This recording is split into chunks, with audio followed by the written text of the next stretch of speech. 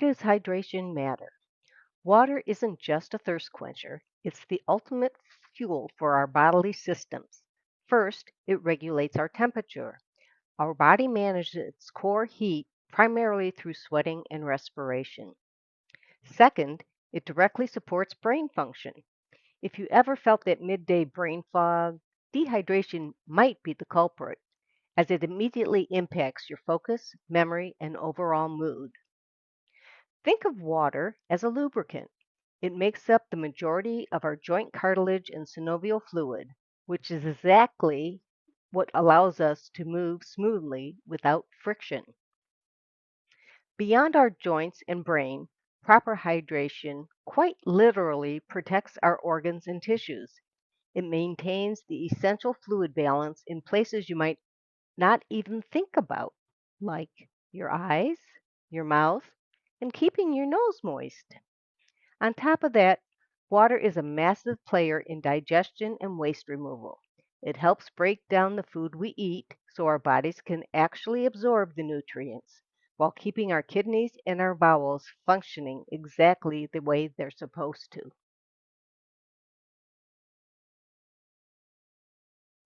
Hydration is considered one of the five essential nutrients. Staying properly hydrated is vital for several major reasons. Essential for survival.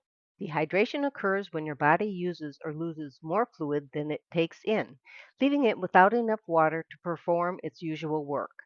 If left unaddressed, severe dehydration can lead to death. Hydration assists in everyday functions.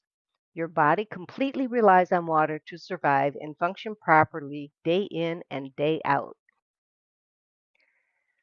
Older adults or individuals with chronic diseases are more susceptible to dehydration, even though dehydration can happen to anyone. But it is especially serious in older adults. This is because older adults, as well as individuals with conditions like aortic disease, naturally have lower volume of water in their bodies to begin with. Some of that is due to the impact of medications. Certain common medications can actively affect your hydration levels by increasing fluid loss, including antihypertensive, blood pressure pills, diuretics, anticoagulants, and even antidepressants. Environmental factors also play a role. Dehydration risks increase significantly during extremely hot weather.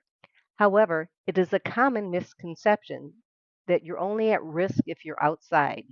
You can still easily dehydrate even if you stay indoors if you're not eating or drinking enough fluids.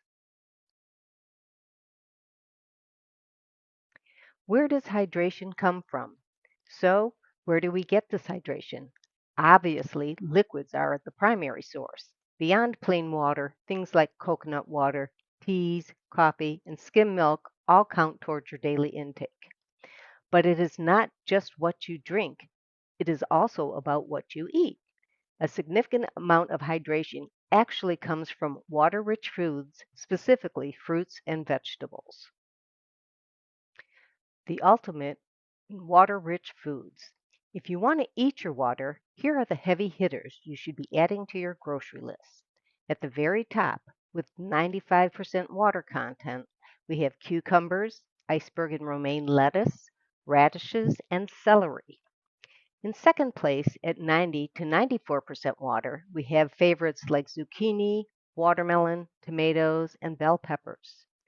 And comfortably at 85 to 90% water, we have cantaloupe, peaches, oranges, milk, and plain yogurt. By mixing these into your diet along with your daily glasses of water, keeping your body functioning at its absolute best becomes incredibly easy. How can we get hydration from prepared foods? Soups and broths are 90% water. They help with replenishing both fluids and lost sodium.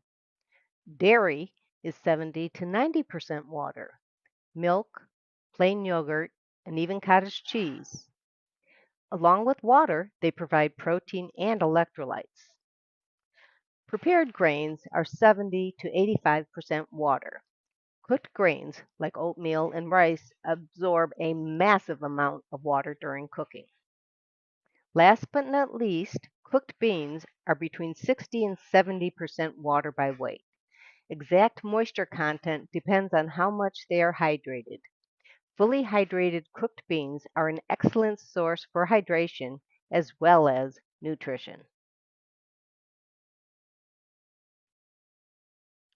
How do we monitor our hydration? First, we can check the color of your urine. The most direct way to monitor your hydration is by looking at your urine color. Adequate hydration usually have pale yellow or straw color. Dehydration, dark yellow or amber. If you see this, you need to increase your fluid intake immediately. If you're overhydrated, your urine will be totally clear. If it is completely clear, you should reduce your fluid intake slightly. Another way of monitoring your hydration is the skin pinch test. You check this by checking your skin's elasticity. Pinch the skin on the back of your hand for a few seconds and release it. If your skin is fully hydrated, it will snap back immediately. If it takes time to return to normal, it's a sign of dehydration. There are also additional signs of dehydration, including dry mouth, unexplained fatigue or lethargy, dizziness or lightheadedness. This is caused by a drop in fluid levels that reduces your blood volume, which can lead to a dizzy feeling, fainting, or passing out. Headaches is also a sign of dehydration, specifically tension headaches, because the brain tissue is highly sensitive to hydration levels. Another sign of dehydration is decreased urine output. Now that we've learned about hydration, managing hydration requires a careful, steady approach rather than just drinking a ton of water all at once. Drink fluids constantly. You should be consuming fluids before, during, and after your exposure to the sun. Remember, in extreme high temperature, this can happen even indoors. Sip, don't chug. Instead of gulping down large amounts of water suddenly, pace yourself by sipping about 4 ounces of cool water or fluids every 15 to 20 minutes, even if you don't feel thirsty. Use electrolytes wisely. If you are sweating heavily while being exposed to extreme heat, pair your water with an electrolyte beverage. However, keep in mind that electrolyte drinks are not necessary during normal temperatures or on a regular basis. Another way is to consume fruits and vegetables that are water rich and prepared foods like broths, beans, rice, cooked cereals, and dairy products. Remember to know your limits. Be careful not to overdo it. Try not to exceed 8 to 12 cups of fluid in a single day, as consuming too much fluid can dangerously lower your blood salt concentration.